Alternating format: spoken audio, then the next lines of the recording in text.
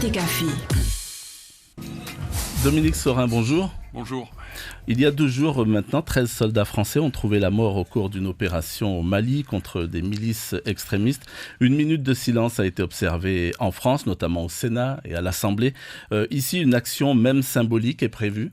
Oui, nous verrons avec l'amiral commandant les forces armées dans le Pacifique comment honorer la mémoire de ceux qui sont morts pour la France au Mali. Oui. Alors, l'actualité en ce moment est plutôt chargée. Trafic d'ice, la vigilance donc par rapport aux accidents de la route, les violences faites aux femmes, le nucléaire à travers la mission du Seven toute cette semaine. Vous vous attendiez à une actualité aussi dense avant de prendre vos fonctions ici, voici quelques mois? Oui, je connaissais déjà un petit peu la Polynésie, d'abord pour l'avoir visité, mais aussi pour avoir suivi les dossiers polynésiens lorsque j'étais directeur de cabinet de la ministre, donc je m'attendais à cette actualité. À ce sujet point. a été identifié, oui, à ce point. Il se passe beaucoup de choses en Polynésie aussi, il y a beaucoup de choses à faire, de problèmes bien sûr, de difficultés, mais aussi de dossiers à développer. Donc, oui.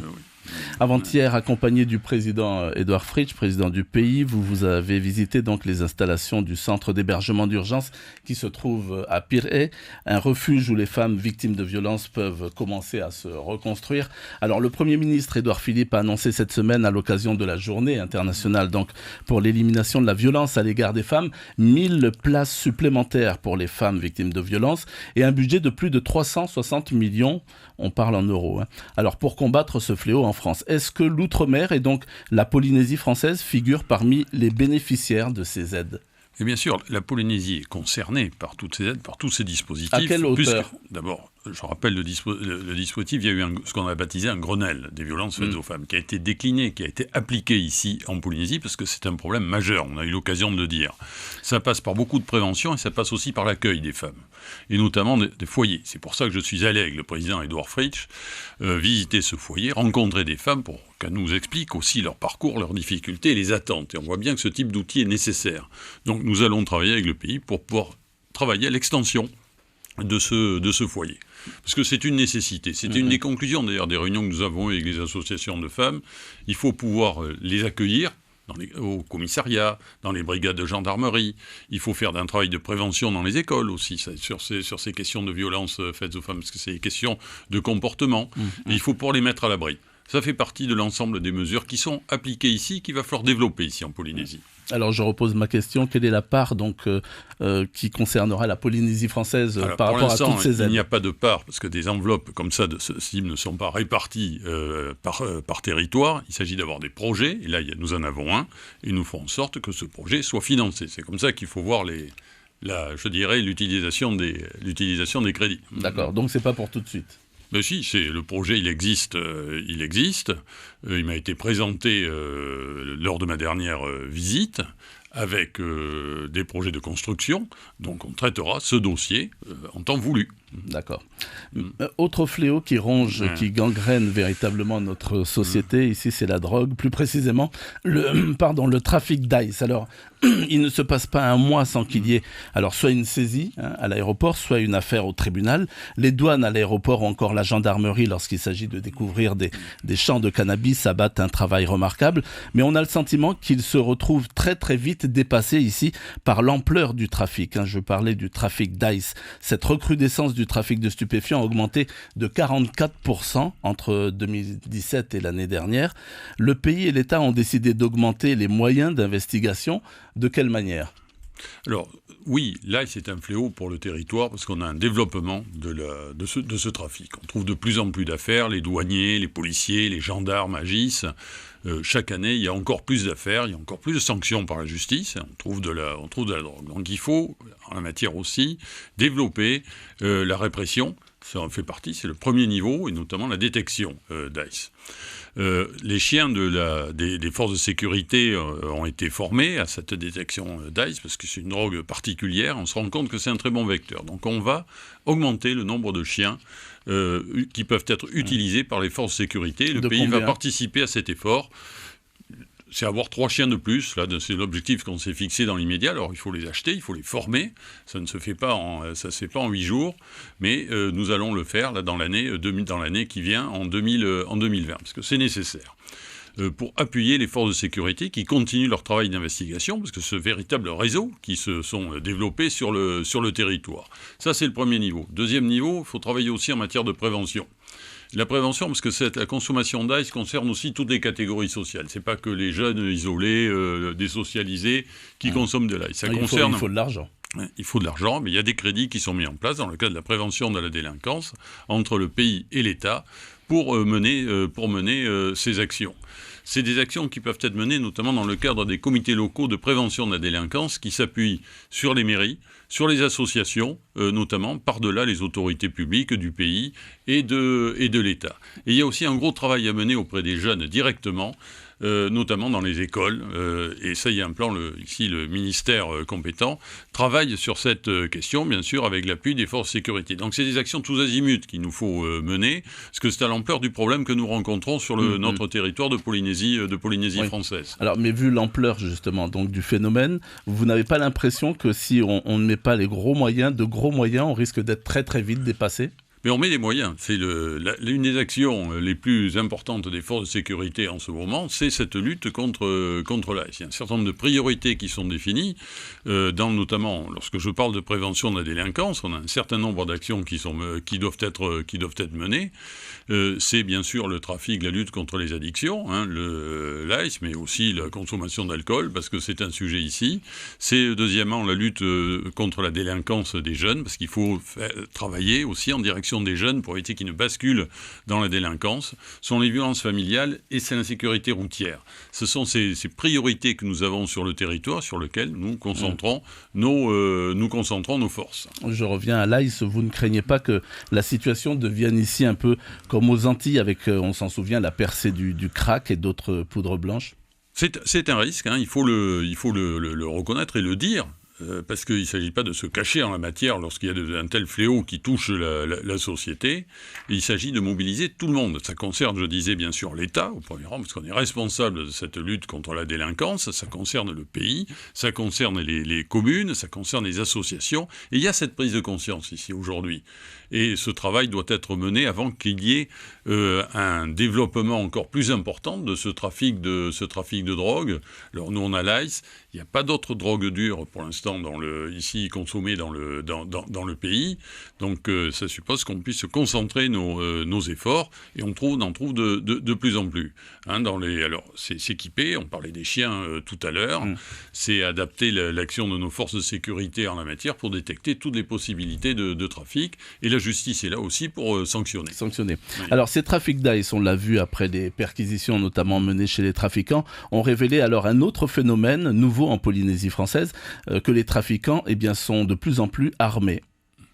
Oui, les armes, il y a des armes qui circulent. Alors, vous compariez tout à l'heure avec les Antilles ou d'autres territoires, on n'a pas encore ici la même concentration d'armes, on n'a pas la même délinquance. Vous parlez des Antilles, là aussi, ce sont de véritables réseaux de trafiquants internationaux qui sont implantés. Alors là, pour autant, ce n'est pas des petits calibres en même temps qu'on découvre. Bien sûr, mais ce n'est pas encore le cas ici. D'où la nécessité, je le rappelle, d'intensifier cette lutte contre la délinquance qui existe. Il y a des petits réseaux qui ont été découverts, parce qu'il y a une organisation des trafiquants.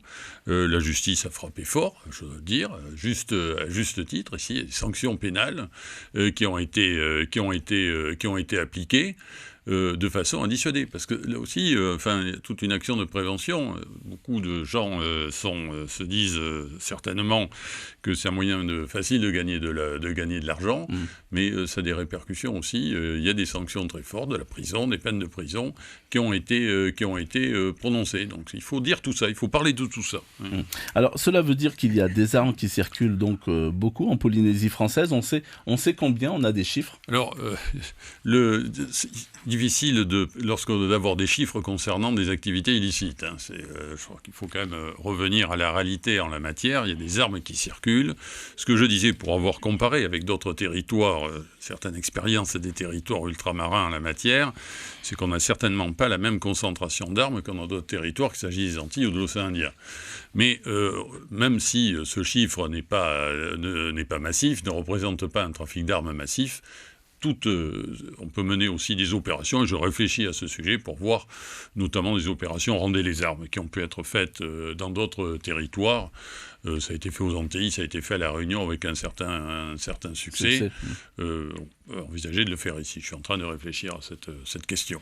Le Conseil de prévention de la délinquance en Polynésie française 2018-2020 s'est réuni le 19 novembre dernier à la présidence. Alors c'était pour dresser un bilan donc à mi-parcours des actions qui ont été mises en œuvre. Alors si on dresse un diagnostic de la délinquance en Polynésie française, alors c'est pas très reluisant. En 2018, l'évolution à long terme des faits constatés, des indicateurs d'activité des forces de l'ordre ou encore la part des mineurs mis en cause nécessite une réponse très forte.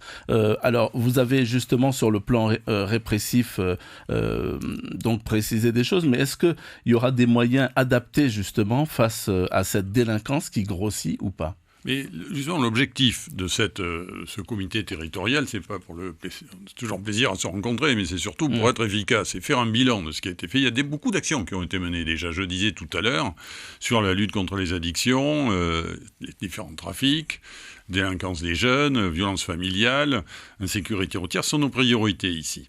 Il s'agissait de voir quelles actions ont été menées et quelles actions on doit développer dans l'avenir. Et ça, on travaille ensemble aussi sur ce sujet, parce qu'il faut éviter de travailler de façon cloisonnée. Parce que, bien sûr, il y a la répression, mais il y a tout ce qui est activité de prévention. Et on a, je pense, constaté de bons résultats en la matière, au travers de cette volonté commune. On citait l'exemple, par exemple, de l'acquisition de chiens pour lutter contre le trafic d'âge. On va le faire avec le pays, pour pouvoir avoir des chiens qui viennent de Nouvelle-Zélande. Parce que c'est plus pratique, parce qu'ils sont formés. Il y a une habitude de travail sur ce type de trafic. Donc, c'est comment mieux utiliser nos moyens, augmenter nos moyens dans un certain nombre de cas, pour lutter contre tous ces phénomènes. On parlait d'insécurité routière, mais ça en fait partie aussi. C'est former nos intervenants à un meilleur travail collaboratif, par exemple, entre les polices municipales et les forces de police et les gendarmeries. C'est tout ça qu'il faut mettre en place. Et les associations, j'insiste beaucoup sur les associations, parce que ce sont les citoyens qui s'engagent dans les associations. Et ici, elles sont très importantes, ces associations. Je tiens à souligner d'ailleurs leur rôle en la matière. On parlait des violences faites aux femmes. Le Conseil des femmes joue un rôle absolument essentiel et est un relais c'est un exemple que je prends, mais il y en a bien d'autres, pour avoir une meilleure application, une meilleure réponse aux attentes des citoyens qui ont besoin de sécurité. On va aborder à présent très vite, il nous reste un peu plus de 3 minutes, on va aborder la question du nucléaire. Vendredi, la délégation du CIVEN, actuellement en visite de travail donc au Fénois, va achever sa mission. Vous avez reçu les 3 membres lundi. Le nucléaire, vous l'aurez compris, est un sujet très sensible ici, essentiellement en ce qui concerne l'indemnisation des victimes. Le président du conseil d'administration de la CPS, la Caisse de prévoyance sociale, vous réclame à l'État 77 milliards de francs. Qu'est-ce que vous lui répondez ? D'abord, le sujet du nucléaire est un sujet, je le savais avant de venir ici en Polynésie, c'est un sujet, on le comprend, éminemment sensible.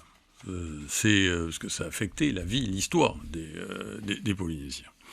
Et c'est pour cette raison que le président aussi du CIVEN est venu accompagner les 2 médecins pour expliquer notamment ce qui se passait en termes d'indemnisation. Vous avez dit que l'indemnisation était le sujet le plus important, et il fallait montrer ce qui se faisait et comment ça se faisait.